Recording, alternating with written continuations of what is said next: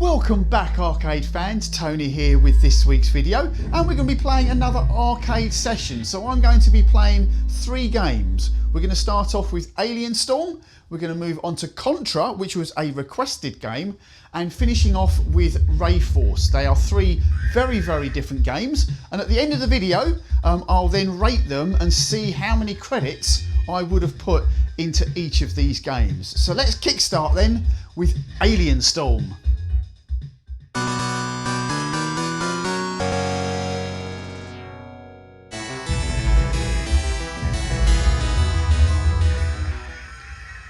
Okay, so our first game then is Alien Storm. This came out in 1990 from SEGA. It's a game I never ever played in the arcades because I never ever saw it. In fact, the first time I ever played it was on this machine, so I'm not that familiar with it.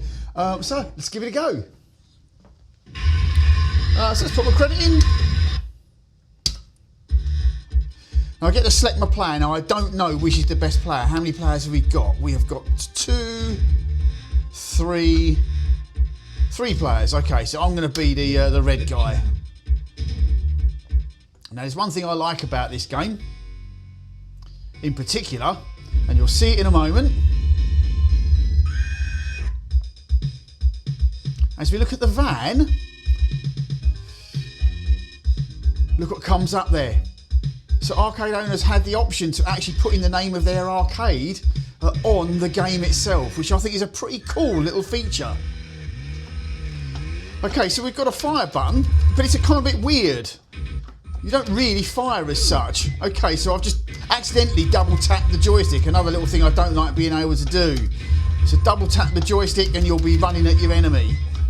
Now there's 2 other buttons, or 1 other button, sorry.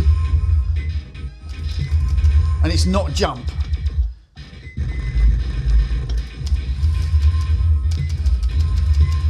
So it starts off quite easy, as you can see.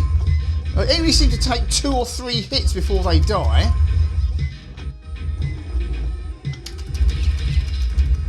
This one takes a bit more. I still haven't used the second button yet. So if I hit this, if I manage to hit it, look, I'm completely missing. There we go. I get a little bit of energy. Now I don't really know what the energy does. Because the life bar is obviously my life. Once that goes down, I am dead. That's game over. I think there is only 1 life on this game. But you'll also notice there isn't a score. So I've just used that second button, so it's a dash. So there's no jumping. It's a dash. So it kind of like lets you get out of the enemy's way.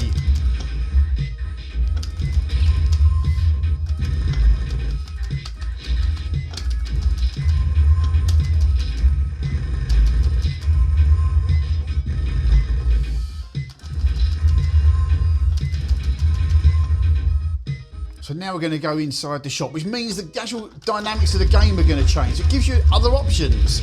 So this is what I also quite like about it. In fact, it's not just a straight run and gun. And I can collect energy along the way.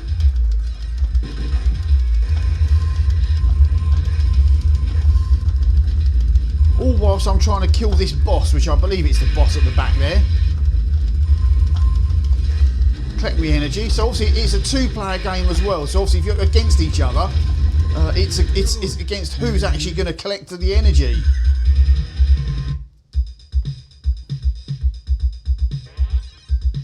So I now get some bonuses, but it's not in the shape of points.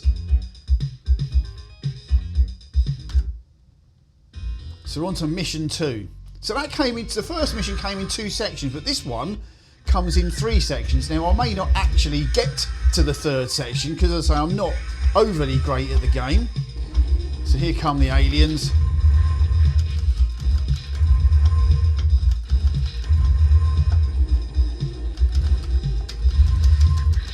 Oh, he sicked on me.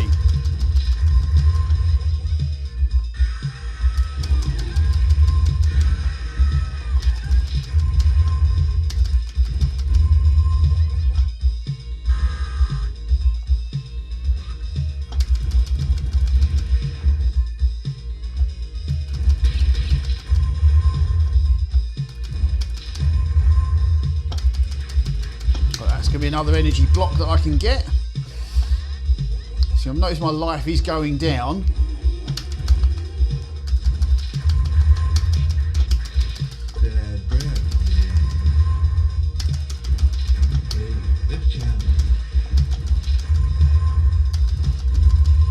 So now I'm having to use my second button to avoid some of the enemies.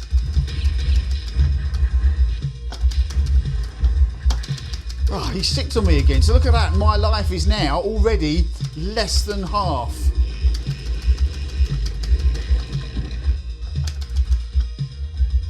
Right, we are going to make this in another section. So we're now literally going to run and gun. So it's quite good in the fact this comes in 3 different types of gameplay. So this is literally just firing at your enemy. I can jump on this one, so the second button is now jump, which means I can avoid some of their firepower.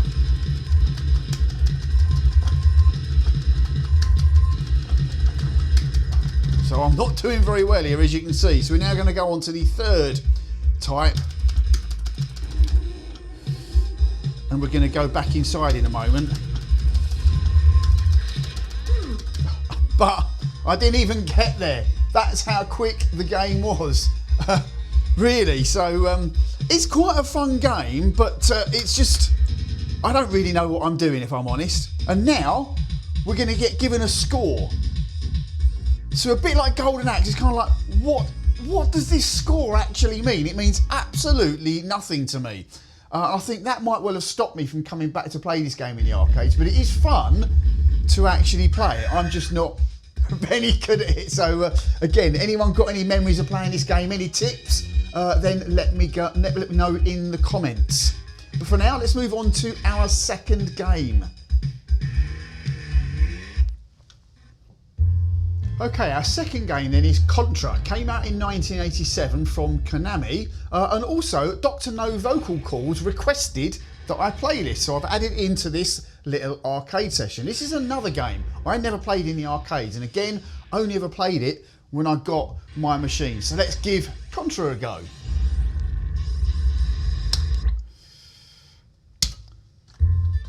So this game, what I don't like about it is the fact that the slightest little touch is instant death. And also, you've got to know what to do. So if I don't jump down here, that bridge is going to blow up and I would lose a life. And you can literally die on this game in an instant. Game could be over in literally seconds and you won't even have done anything. So you get all these weapon power-ups, and if you die, you lose any weapon power-ups you had. I just dodged a bullet there. Again, that would have been instant death had it touched me. So once you get used to the first stage, it's actually quite easy, or the first stage itself is quite easy. Not the game. The game is actually quite difficult, as if you've not played it before, you're probably about to see. Now, I don't want that weapon power up. Let's get this guy. Let's get rid away from that bullet.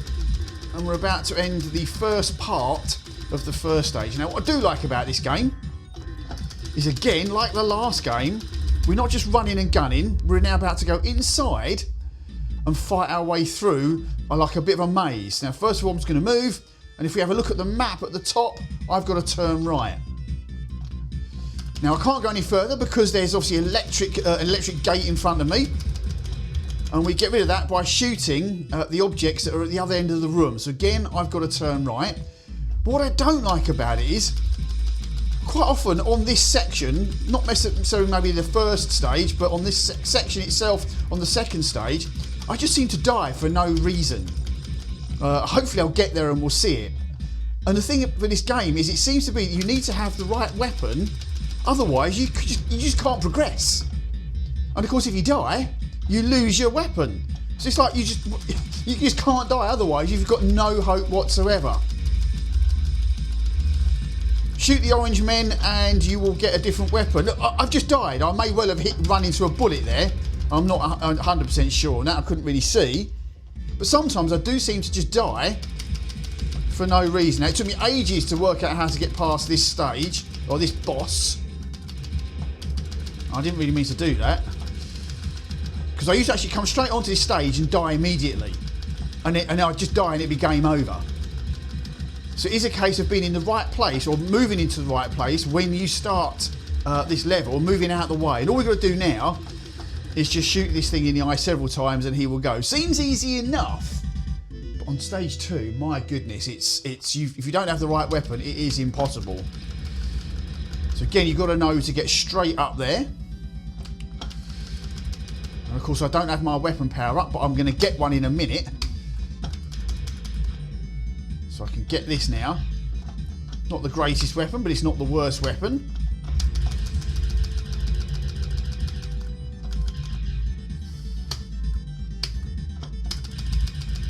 What I want is the 3-way weapon. The 3-way weapon is the best one, and I should be able to get it again in a minute. So I need to duck here, otherwise I will get shot. And again, duck in there. So there is my spread weapon, it's called. Well, I often die on this bit. So let's get rid of any enemies that come out. Oh, look at that, I've died straight away. Which I really didn't want to do. It's just so difficult. Right, we got rid of that. So I really need that spread weapon. If I don't have the spread weapon, when I get to the boss of this stage, the game seems to become impossible. And on this part, the inside part, although I like it and I love the idea of it, I just tend to lose lives on this. Now it's the one at the top that I've got to shoot, not these two that are at my level. I have to shoot the one at the top.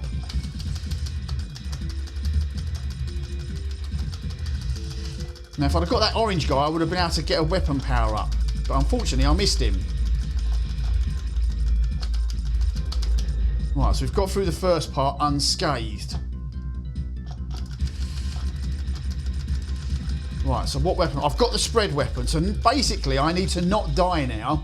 But on this section I just tend to die for no reason. And it's usually around this point now when I get killed, because you can notice there's lots of things in the way, so it's going to take a while to take everything out. Now I don't want to collect that weapon if I can help it, but I'm no doubt will probably get it.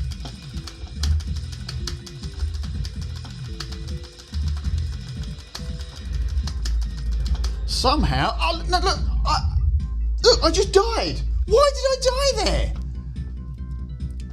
There was absolutely nothing now. This weapon, I think, is absolutely hopeless. I want to get this guy. Oh, spread weapon. But the chances are I might well die again. Well, somehow I've managed to get through it. So I've now got the spread weapon, which is the correct weapon to do the job. But I've still got chances of losing lives before I actually get to the main part, which is now.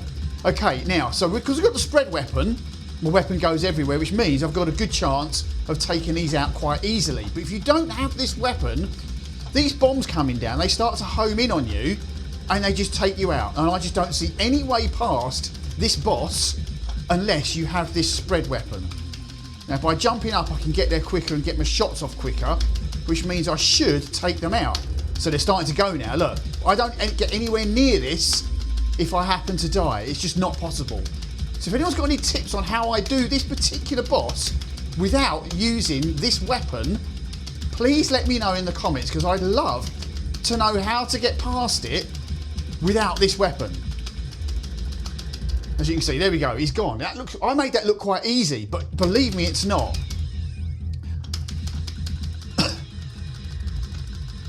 Now, there is a point on this particular stage that unless you have the spread weapon, it's also seemingly impossible to pass. So there's the spread weapon again, so I'm fine, I've got that. Oh, I nearly lost a life there. Gotta be careful not to lose a life, or there's no way that I'm going to get past this one bit which I'm talking about. But of course, I've only ever actually done it once, to be honest. Only ever actually done it once.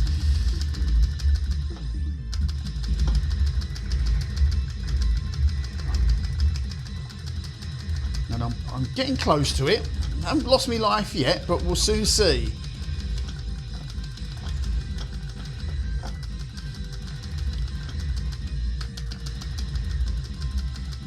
Here it is. Right, so it's this thing. This thing, if you don't have this spread weapon, you can't kill it. Okay? Because you can't, the only way to actually shoot it down, and there's another one coming up, the only way to shoot it down is by actually shooting the turret, which you can't do because you notice how much it's shooting at me. I physically cannot jump.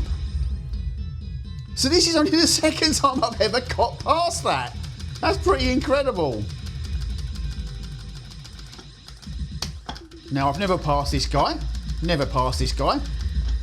And now I have. Wow.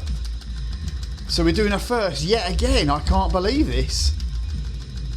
Oh no, I've just lost my life. I knew that was going to happen. It's probably going to happen again as well. There we go, so it's there. But of course now, I've not got the spread weapon. So I'm kind of reluctant to move.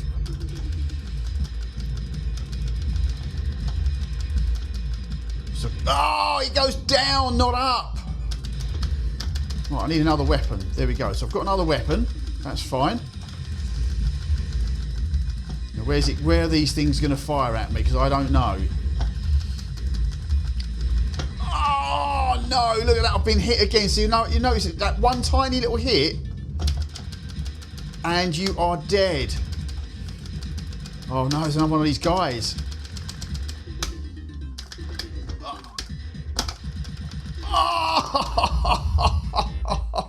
Well, I'm quite happy that I probably got the furthest I've ever got. Not quite my highest score, but very, very close. But we'll talk more about this game later on because there's a lot of things I don't like about it which you've not actually seen in this video.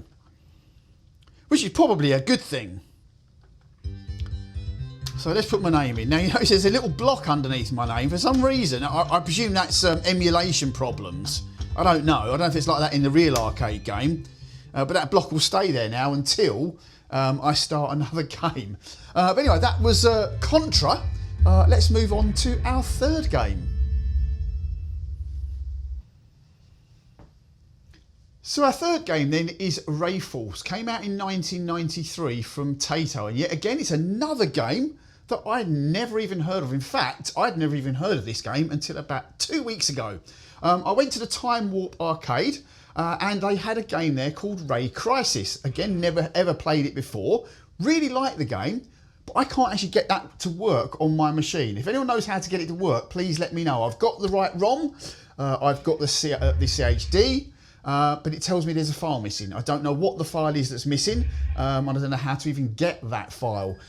So if anyone knows how to get Ray Crisis to work, please let me know. But from that game, I discovered that it was actually the third game in a series.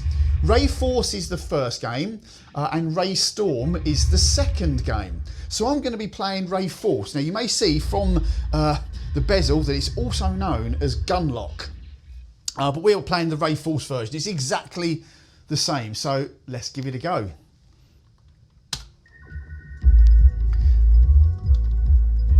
So again, we've got two buttons and we can lock on. What I like about this is we lock on. It's a shoot 'em up. As you know, I'm not so overly keen on shoot 'em ups, but this is a really good game. So we start to see it to lock on. I use my second button and it will take out anything that I've locked onto. There we go, there we go. There's another one. We'll lock on again. We'll lock on and we'll lock on. So we get some power-ups as well along the way, or collectibles. I don't really know what the collectibles do. And then we've got our normal fire button.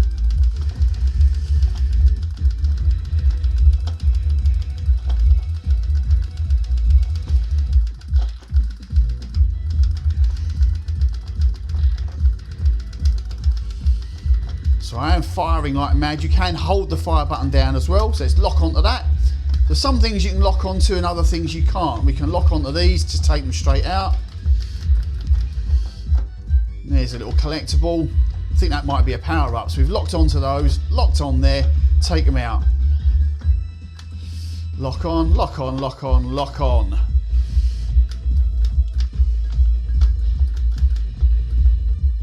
So I really like this lock on effect. It just adds a little extra element to the game whilst you're playing it.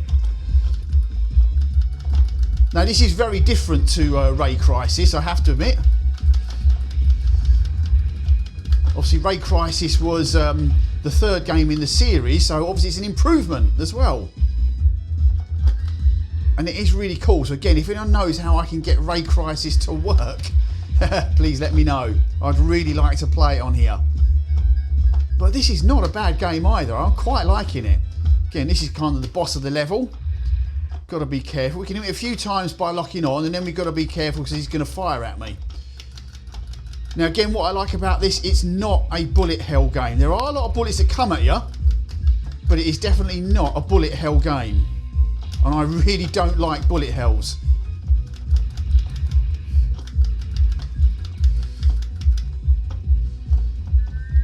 Right, so he's going to fire his primary weapon at me.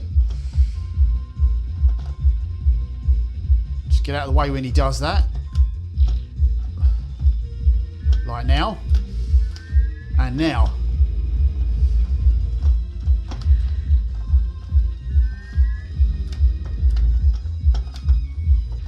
And we've taken him out. So not bad for the first level. And the graphics on this are pretty good as well. I do like the graphics on this. Right, so stage 2. I've never got past stage 2.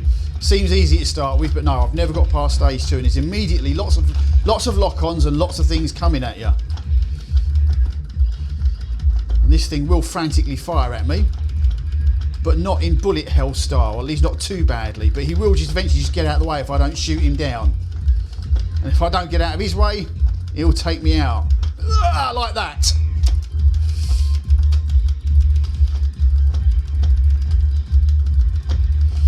Oh my god, I've just lost another life. I've only got one life left already.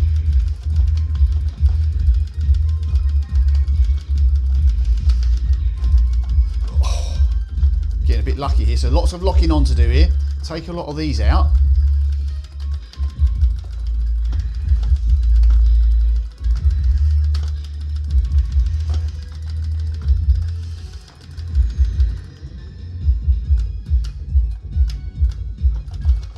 Again, locking on. Take out some of the enemies. Try not to lose a life because I've got. Oh, that was close. Again, I love the graphics on this. The graphics on this are great. Oh my word! I actually had a really bad game there, but as you can see, the graphics are pretty good on this game. But it's just the fact that it's a bit different. In fact, you've got the lock on and a normal fire. Okay, so that was Rayforce. Let's take a look at the 3 games that we've just played. Right, so that was our 3 games, Alien Storm, Contra and Rayforce. What did you think of them? Have you played them before? But let me have a little look at them and see what I thought. So we started off with Alien Storm, which came out in 1990 from SEGA.